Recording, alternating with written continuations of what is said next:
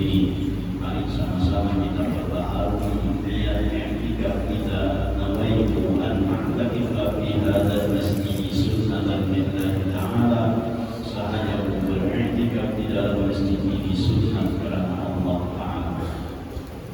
Hadirin wal hadirat rahimahumullah. Bersyukur kita kepada Allah Subhanahu wa Ta'ala diberikan kesehatan panjang umur sehingga malam ini kita bisa kembali untuk memulai majelis kita seperti mana biasa. Untuk permulaan ini bertepatan dengan bulan Syawal, di mana wafatnya seorang ulama yang menjadi panutan bagi kita seberataan, yaitu Datuk Kalampayan Syekh Muhammad Arsyad Al-Banjari. Maka ada baiknya kita mengambil berkah dengan membaca manaqib beliau, karena dikatakan oleh baginda Nabi Muhammad SAW, inda dzikril awliya tatanazzalur rahmah. Kata Rasulullah SAW, ketika disebutkan para wali-wali Allah Subhanahu wa Ta'ala, maka Allah menurunkan beberapa rahmatnya. Bismillahirrahmanirrahim. Syekh Muhammad Arsyad adalah seorang anak dari pasangan suami istri yang ayahnya bernama Abdullah dan ibunya bernama Aminah. Nah, ini persis dengan baginda Nabi Muhammad SAW yang punya ayah bernama Abdullah dan ibunya bernama Aminah. Beliau dilahirkan pada malam Kamis 15 Safar 1122 Hijriah atau 19 Maret 1710 Miladiyah pada pukul 3 subuh di Kampung Mugabang. Nah, Kampung Mugabang itu bertarus dari Simpang 3 masuk pasar Kalampayan. Akan ada Simpang 3, bertarus saja itu sampai Mugabang. Bila bertarus akhir Al-Mutar sampai ke makam Datuk Kalampayan. Nah, disitulah makam abah beliau yaitu Abdullah. Syekh Muhammad Arsyad ketika kecilnya bernama Ja'far, adalah anak tertua dari 5 bersaudara. Adapun anak Abdullah dengan Siti Aminah adalah 1 Haji Muhammad Arsyad, 2 Haji Zainal Abidin, 3 Abidin, 4 Tiang Pahaman, 5 Nurmin. Nanti anak beliau Abdullah dengan Aminah ini ada 5, dan panutannya adalah Syekh Muhammad Arsyad Al-Banjari. Ayah beliau yang bernama Abdullah bin Abu Bakar Al-Hindi bukan asli orang Banjar, tapi beliau datang dari India dan menetap tinggal di Mugabang sampai akhir hayat. Dan juga ayah beliau ini mempunyai keahlian dalam seni ukir kayu, yang beliau termasuk orang yang dikasihi sultan pada masa itu. Sultan ini yang kaya raja, lain sultan di Dawaya ini, sultan membayar duit, sultan mengambil duit, lain sultannya enggak. Jadi sultan itu adalah kerajaan dari kerajaan Majapahit. Dalam usia balita, Syekh Muhammad Arsyad bin Abdullah Al-Banjari ini sudah terlihat keistimewaan dan kecerdasannya, sehingga sultan pada waktu itu sangat perhatian terhadap beliau dan ingin membawa ke istana untuk tinggal bersama sultan dan belajar kepada guru-guru agama di istana. Dalam usia lebih kurang 7 tahun, Syekh Muhammad Arsyad bin Abdullah Al-Banjari dibawa ke istana sultan dan berpisah dengan kedua orang tuanya semata-mata karena belajar.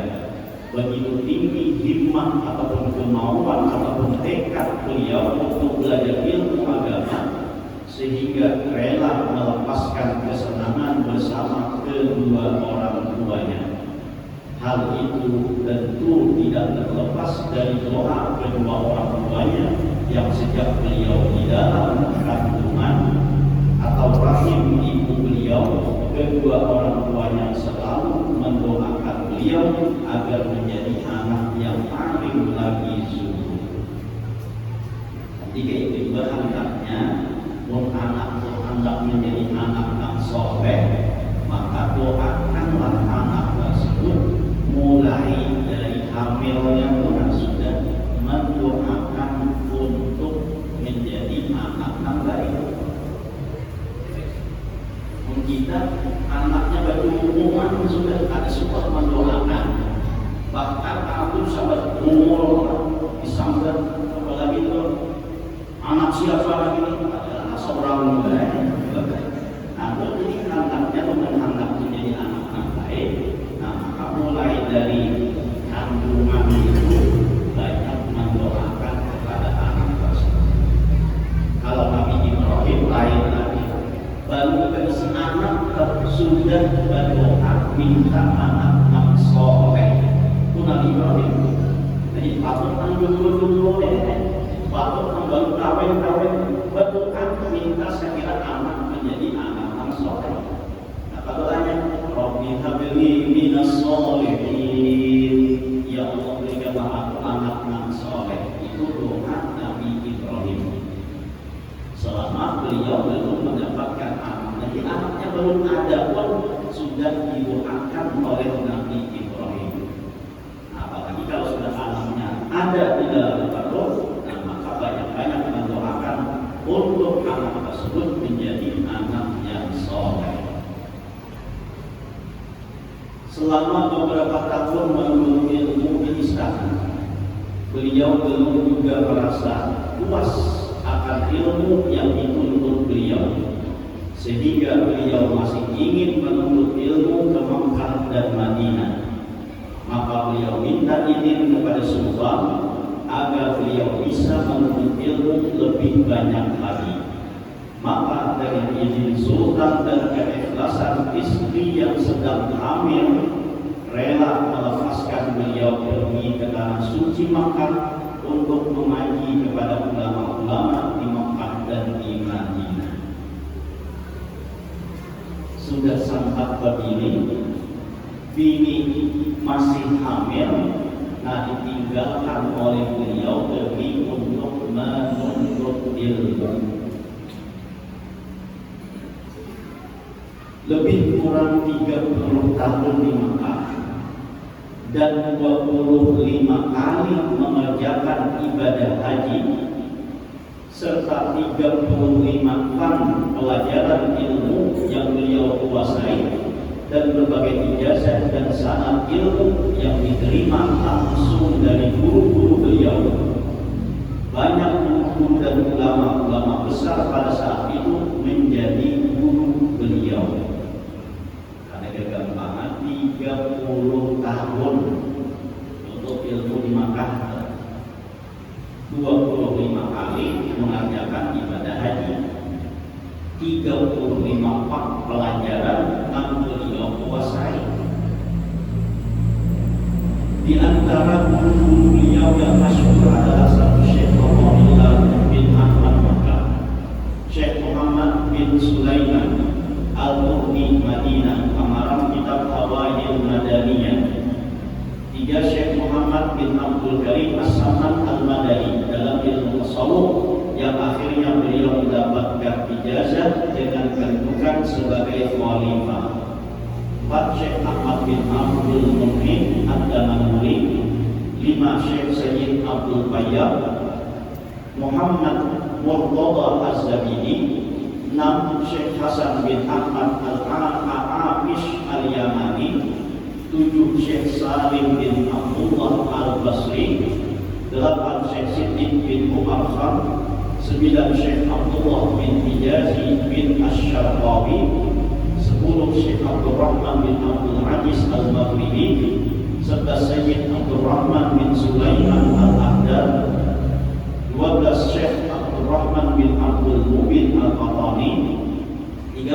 Abdul Ghani bin Muhammad Bilal, 14 Syekh Abid As-Sindi, 15 Syekh Abdul Wahab At-Tantawi, 16 Syekh Maulana Sayyid Abdullah Al-Mikdurani Al-Amirwani, 17 Syekh Muhammad bin Ahmad Al-Jawahir, 18 Syekh Muhammad Zaid bin Faqih Jalaluddin Aceh. Nah, itu di antara guru-guru beliau. Nah, kita jalan. Saya bingung guru kalau ingat lagi siapa nama ajarin kita. Betul? Nah, jadi kayak anak mau ngirim Fatihah, kayak anak apa namanya bahagia Fatihah, kalau guru kita langsung guru kita kan.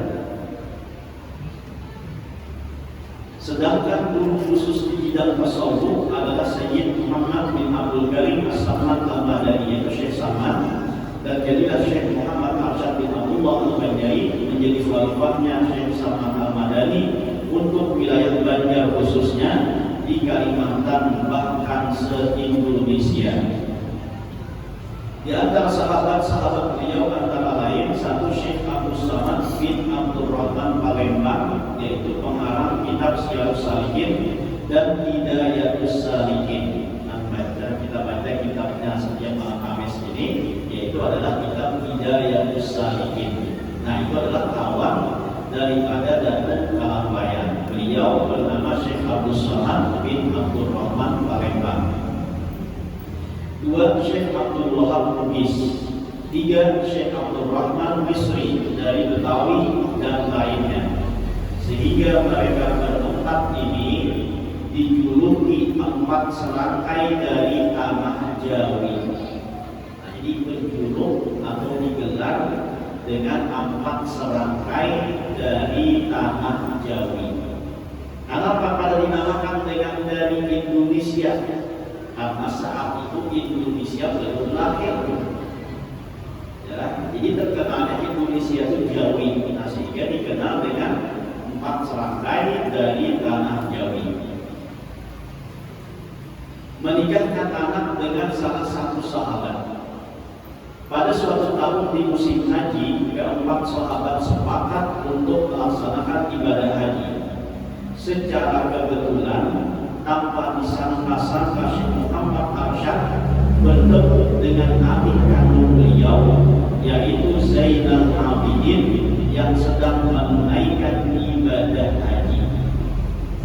Ini di tahun musim haji itu, dan sanak beliau yang bernama Zainal Abidin ini melaksanakan ibadah haji. Lalu di Makkah tatamu lawan dan sanak pula Syekh Muhammad Arsyad Al-Banjari. Ada kayak kita wayang ini, waktu naik haji langsung akawa kepada melalui keluarga atau mana ngirim SMS ya atau ngirim WA, akawa sudah keberatan mudah dulu, ya kan? Ada akawa kan? Lalu di Makkah bertemuan lawan dan sanak beliau. Sang adik membawa kabar berita bahwa anak beliau yaitu Fatimah sudah beranjak dewasa dan sang anak menitipkan cincin kepada beliau. Anak yang ditinggal waktu hamil semalam dipadahkan oleh sang anak bahwa anaknya sudah beranjak dewasa. Dan anak ini menitipkan cincin kepada beliau. Melihat hal demikian, 3 sahabat Syekh Muhammad Arsyad masing-masing mengajukan lamaran untuk memperistri anak beliau. Yang ketiga tadi siapa? Syekh Abdul Samad Palembang, Syekh Abdul Rahman, Syekh Abdul Wahab Bugis, dan Syekh Abdul Rahman Misri. Itu bertiga tadi tahu bagi awal ini isi anak didikan. Lalu kan 3-3 ini bapaknya anak malam-malam. Jadi masing-masing mengajukan lamaran untuk memperistri anak beliau. Setelah berpikir lama, Syekh Muhammad Arsyad memutuskan untuk mengundi lamaran yang akan diterima. Ini bertiga ini diterima Saikom, kedua enak mengambil hati. Saikom diterima, kedua enak kecewa. Lalu kayak apa cara? ketiga dilihat dari siapa yang keluar, nah maka itulah yang berhak untuk melamar anak beliau. Hasil pengundian, ternyata lamaran Syekh Abdul Wahab Lubis yang diterima. Untuk itu diadakan ijab kabul pernikahan antara Syekh Abdul Wahab Lubis dengan Fatimah binti Syekh Muhammad Arsyad Al-Banjari yang dinikahkan langsung oleh Syekh Muhammad Arsyad Al-Banjari sambil disaksikan dua sahabat lainnya. Nah ini kan berdua kawan tadi jadi saksi. Nah seekor diambil dinambung, nama mawinakannya langsung Syekh Muhammad Arsyad Al-Banjari.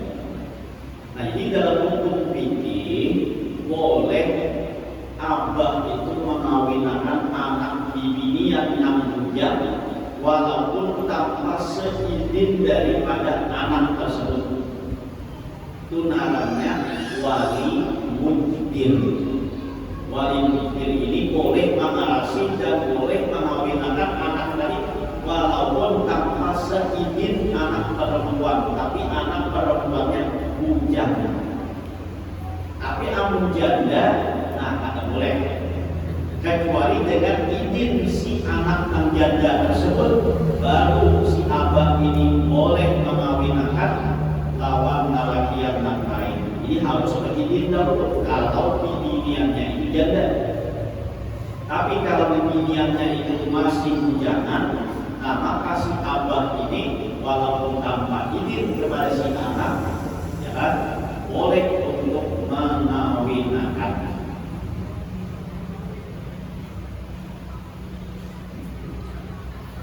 Pulang dan membetulkan arah kiblat masjid. Maka bertolaklah keempat putra Nusantara ini menuju kampung halaman, memasuki wilayah Nusantara. Nah, Nusantara IKN itu lainlah. Nusantara itu ya tadi daerah-daerah apa namanya yang termasuk dalam apa itu namanya daerah Nusantara itu ya kayak Malaysia, tapi termasuk Nusantara kayak Thailand dan sebagainya, itu termasuk Nusantara itu. Nah orang-orangnya itu adalah orang-orang apa namanya orang-orang Melayu, itu namanya Nusantara. Menuju kampung halaman memasuki wilayah Nusantara. Mula-mula mereka singgah di Sumatera, yaitu di Palembang, kampung halaman Syekh Abdul Samad Al-Palembang. Kemudian perjalanan dilanjutkan menuju Betawi, yaitu kampung halaman Syekh Abdul Rahman Misri. Nah, selama di Betawi, Syekh Muhammad Arsyad Al-Banjari diminta menetap sebentar untuk mengajarkan ilmu agama dengan masyarakat Betawi. Salah satu peristiwa penting selama di Betawi adalah ketika Syekh Muhammad Arsyad Al-Banjari membetulkan arah kiblat Masjid Jembatan 5, Masjid Tuan Batam, dan Masjid Pak Hujan. Untuk mengenang peristiwa tersebut, masyarakat sekitar Masjid Jembatan 5 menuliskan di atas batu dalam aksara Arab Melayu atau tulisan Jawi yang bertuliskan bahwa kiblat masjid ini telah diputar ke kanan sekitar 25 derajat oleh Muhammad Arsyad Al-Banjari pada tanggal 4 Safar 1186 Hijriah. Pada bulan Ramadan, di bulan Safar, nah pada bulan Ramadan 1186 Hijriah atau 1773 Miladiyah, beliau sudah ada di tanah Banjar dan langsung melaksanakan kegiatan belajar mengajar untuk pembina umat, khususnya untuk anak cucu dalam menampakkan ajaran Ahlus Sunnah wal Jamaah. Beliau buka perkampungan untuk pelaksanaan dan beliau pusatkan pendidikan agama di kampung yang beliau bangun, yaitu kampung dalam Lagan. Beliau didik anak cucu beliau, kerabat dan kaum muslimin yang datang dari berbagai penjuru yang selanjutnya diharapkan untuk dapat mengembangkan berbagai daerah, yang mengembangkan ke berbagai daerah. Nah, ini beliau membuka perkampungan yang disebut dengan dalam pagar. Ayat ini juga berusaha kumpul dari karaton pindah ke kumpul, lalu menjadikan satu perkampungan yang disebut dengan dalam regol. Kalau sidin dalam pagar, kalau berusaha kumpul dalam regol. Nah, mirip-mirip kan? Setelah lama kegiatan belajar mengajar tersebut, maka beliau kirim anak didik beliau seperti anak cucu beliau, murid serta kerabat yang alim-alim dalam pendidikan beliau. Beliau kirim ke berbagai daerah seperti satu Al-Alimul Agama Qadhi Haji Jamaluddin bin Syekh Muhammad Arsyad Al-Banjari. Beliau kirim ke Nagara dan mendapat zuriat yang alim-alim di sana. Dua, Al-Alim Al-Allamah Mufti Jamaluddin bin Syekh Muhammad Arsyad Al-Banjari. Setelah kawin di Martapura, beliau kirim ke Marabahan dan kawin di Marabahan melahirkan Al-Alimul Fadil Haji Abdus Samad Pakumbai. Kemudian dikirim lagi ke Nagara dan kawin di Nagara melahirkan Al-Alimul Fadil Muhammad Qasim. Yang selanjutnya Al-Alimul Fadil Haji Muhammad Qasim dikirim ke Pontianak melahirkan Haji Muhammad Yusuf, dan Haji Muhammad Yusuf inilah yang membangun pondok pesantren di Pontianak yang biasa kita kenal dengan Haji Muhammad Yusuf Segon. Ada yang nggak tahu, ada yang pernah tidak sana kan? Di Pontianak kan? Haji Muhammad Yusuf Segon ya? Nah, itu di Pontianak. Yang ketiga, Alimul Fadil Mufti Haji Ahmad bin Abdul Labib, ipar dari Syekh Muhammad Arsyad, yaitu adik dari tuan-tuan istri Syekh Muhammad Arsyad Al-Banjari. Jadi tuan-tuan ini adalah bini dari Syekh Muhammad Arsyad yang ada salah dari keturunan Cina. Buat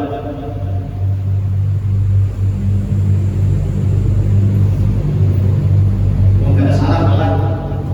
Jadi dari tuan kakak dan sanad daripada istri beliau yang bernama tuan-tuan dikirim ke Brunei Darussalam. Beliau terkenal dengan sebutan Datuk Ahmad Mufti Banjar. Wafat di sana, dimakamkan dekat kampung air berseberangan dengan istana Nurul Iman Brunei Darussalam. 4. Al-Alimul Fadil Haji Abu Talha bin Mufti Muhammad As'ad bin Syarifah bin Syekh Muhammad Arsyad Al-Banjari. Beliau dikirim ke Tenggarong, Kalimantan Timur. Nah, alhamdulillah minggu tadi turun baru ziarah ke Syekh Abu Talha ini. Akan waktu libur, jadi kami para guru sepakat untuk ziarah sampai ke Tenggarong sana. Kelima, Alimul Fadil Haji Abu Hamid bin Mufti Muhammad As'ad bin Syarifah bin Syekh Muhammad Arsyad Al-Banjari. Beliau dikirim ke Pontianak, namun ketika hendak pulang ke Banjar, perahu beliau terdampar di ujung Pandaran Sampit, dan beliau sakit di sana sampai wafat dan dimakamkan di ujung Pandaran Sampit. Nah, ini makamnya dah tahun lalu, beberapa tahun belakangan itu dipindah ke daratan. Jadi beliau itu asalnya di Pontianak, nabulik dari Pontianak lalu terdampar, lalu perahu beliau terdampar di Sampit itu dan wafat di Sampit tersebut. Nama Alimul Fadil Haji Sa'duddin bin Mufti Muhammad As'ad bin Syarifah bin Muhammad Arsyad Al-Banjari. Beliau dikirim ke Tangerang Kandangan. Itu makam Tangerang Kandangan. Itu juga termasuk keturunan atau zuriat daripada Datuk Kalapaya. 7. Alimul Fadil Mufti Haji Muhammad Arsyad bin Mufti Muhammad As'ad bin Syarifah bin Muhammad bin Syekh Muhammad Arsyad Al-Banjari. Beliau terkenal dengan nama Mufti Lama, menetap di Martapura sebagai mufti. Nah, ketika beliau berkunjung ke Pagatan untuk silaturahmi serta berdakwah, lalu mendapat sakit dan beliau wafat dimakamkan di Pagatan. Pagatan Batu Icin ya. Makamnya parah batu-batu pantai. Sudah lama. 8 Al-Alim Fadil Haji Ahmad bin Mufti Muhammad As'ad bin Syarifah bin Syekh Muhammad Arsyad Al-Banjari. Beliau dikirim ke Balimau, Pantangan. Maka terkenal beliau dengan sebutan Datuk Ahmad Balimau. Nah, ini biasanya kalau ziarah ke sini langsung jalan menuju ke Nagaran. Biasanya ziarahnya dari jalan itu langsung sampai menuju Nagaran. Nah, kesemua cucu dan kerabat Syekh Muhammad Arsyad Al-Banjari yang dikirim tersebut semuanya mendapat kuliah yang alim-alim di tempat dan masanya. Para sultan di Martapura banyak juga yang menjadi murid beliau. Di antaranya adalah Sultan Tahmidullah II bin Sultan Tamjidullah I atau cucu Sultan Tahlilullah. Sultan Adam Watib Billah banyak memetik ilmu dari anak cucu Syekh Muhammad Arsyad Al-Banjari seperti Al-Alim Al-Fadil Fadil Haji Abu Naim, Al-Alim Al-Fadil Khalifah Syihabuddin, Al-Alim Al-Fadil Mufti Jamaluddin Sunaijinah Banjarmasin, Al-Alim Al-Fadil Pangeran Ahmad Mufti, Al-Alim Al-Fadil Qadi Haji Muhammad bin Asiyah, dan juga Al-Alim Al-Fadil Al-Fadil Arsyad Lama Pagatan dan lain-lain sebagainya. Sebagian kerabat Syekh Muhammad Arsyad Al-Banjari. Satu, sewaktu beliau sedang mengikuti pengajian di Mekah, setelah istirahat beliau bercerita tentang buah-buahan di negeri Banjar, di antaranya buah durian yang sangat disukai oleh orang Banjar. Maka timbul keinginan orang yang mendengar untuk mencicipi buah tersebut, karena pada waktu itu belum musimnya di Banjar. Tiba-tiba Syekh Muhammad Arsyad Al-Banjari mengulurkan tangan ke belakang dan ternyata ada sebiji durian yang masak di tangan beliau dan harum baunya. Lalu diberikanlah buah tersebut kepada guru beliau dan sahabat-sahabat yang hadir pada ketika itu. 2. Sewaktu beliau pulang dari Mekah hendak pulang ke tanah Banjar, beliau singgah dulu ke Betawi, Jakarta. Beliau sempat menentukan arah kiblat Masjid Jembatan 5 dengan cara mengacungkan tangan beliau ke arah orang yang di depan beliau, yang ada ketika itu melihat Ka'bah di celah-celah lengan baju jubah beliau. Maka diubahlah arah kiblat yang baru. Masjid yang beliau betulkan arah kiblatnya adalah Masjid Jembatan 5, Masjid Luar Batang, dan Masjid Batujan. Nah, ini ketika orang duduk kayak ini kan menghadap kiblat. Lalu beliau menampakkan bahwa arah kiblat itu ada sesuai. Lalu ditampakkan di lengan baju kita, ini kiblatnya kayak ini seharusnya. Lalu digeser 25 derajat ke sebelah kanan. Nah, sehingga Masjid Pakujan, Masjid Luar Batang, dan Masjid Jembatan 5 itu diubah oleh beliau arah kiblatnya. Nah, sebagai kenangan tadi lalu ditulis di atas batu dengan Arab Melayu. 3. Sewaktu beliau membuat irigasi, maka beliau tuliskanlah tongkat beliau ke tanah, yang kemudian tulisan tersebut menjadi anak sungai yang dapat mengalirkan air yang selalu terbenam ke daerah lahan yang kering, dan dikenallah sungai itu dengan nama Sungai Tuan Martapura. Jadi Sungai Tuan itu adalah asal dari tulisan tongkat Syekh Muhammad Arsyad Al-Banjari. 4. Ketika beliau hendak Banjarmasin untuk berdakwah, terutama kepada ipar-ipar beliau atau saudara kandung buah-buah istri beliau, maka ipar-ipar beliau melihat beliau terbang datang dari Martapura ke Banjarmasin. Nah, sehingga takjublah mereka dan banyak yang masuk Islam kepada beliau, karena tadi istri beliau yang bernama buah-buah ini adalah keturunan dari Cina. Nah, sehingga mereka banyak yang belum masuk Islam. Tapi ketika Syekh Muhammad Arsyad datang dari Martapura dengan terbang, mereka melihat keadaan seperti itu. Nah, banyak di antara saudara-saudara kandung buah-buah ini masuk Islam kepada beliau.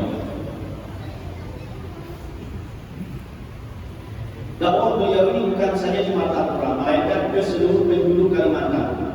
Di samping beliau berdakwah, beliau juga mengarang beberapa kitab, antara lain: 1. Sabilatul Muqtadin, kitab fikih; 2. Risalah Usuluddin, itu juga kitab fikih; 3. Tuhfatul Raghibin, itu juga kitab tauhid. Risalah Usuluddin tauhid, Tuhfatul Raghibin, nah itu juga adalah kitab tauhid. Dan Tuhfatul Raghibin inilah yang dijadikan masjid di dalam pagar. Jadi masjid Tuhfatul Raghibin itu diambil dari nama kitab yang dikarang oleh Syekh Muhammad Arsyad Al-Banjari. Sama dengan Masjid Sabilatul Muqtadin yang ada di Banjarmasin, nah itu juga adalah diambil dari kitab beliau yang bernama Sabilatul Muqtadin. Itu membahas tentang ilmu fikih.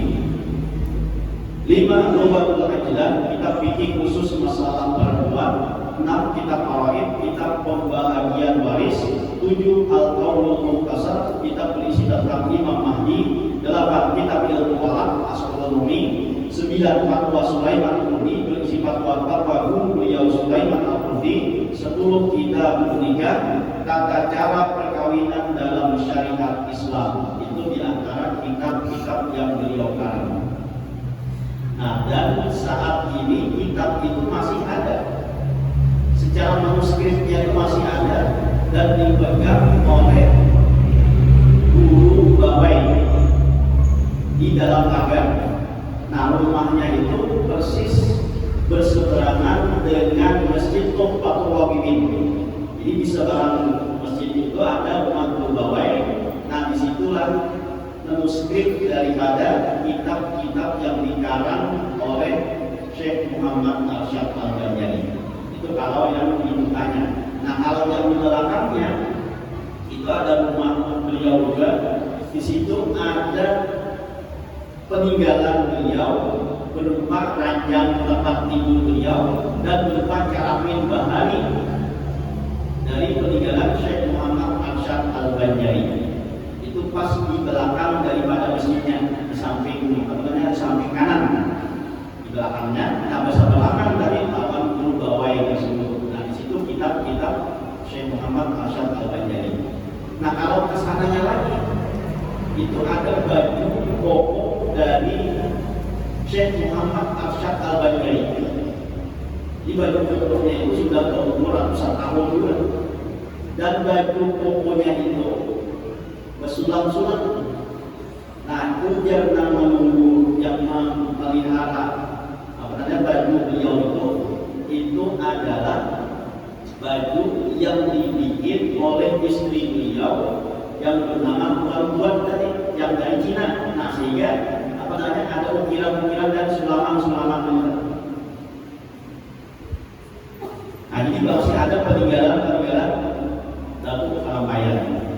Atau kalau kita ziarah di makam Datuk Kalampayan, di sampingnya itu ada toko sekaligus juga peninggalan, masih ada peninggalan Datuk Kalampayan. Perpustakaan kenapa digaya juga. Jadi di situ toko iya juga, tapi di situ juga ada peninggalan dari Datuk Kalampayan, di antaranya kuliah sini, di antaranya tongkat pendek sini, di antaranya lagi baju kubah sini, di antaranya lagi selendang sini. Nah, itu ada di samping dari sebelum kita masuk ke makam. Di sampingnya itu pemandian kan. Nah, ini hingga itu ada toko, di situ masih ada peninggalan Datuk Kalampayan. Dan di antaranya ada Quran ganal tulisan tangan dari Datuk Syekh Muhammad Arsyad Al-Banjari. Beliau wafat pada malam Selasa tanggal 6 Syawal 1227 Hijriah atau 3 Oktober 1812 Miladiah dalam usia 105 tahun. Dimakamkan di Kubah Kalampayan.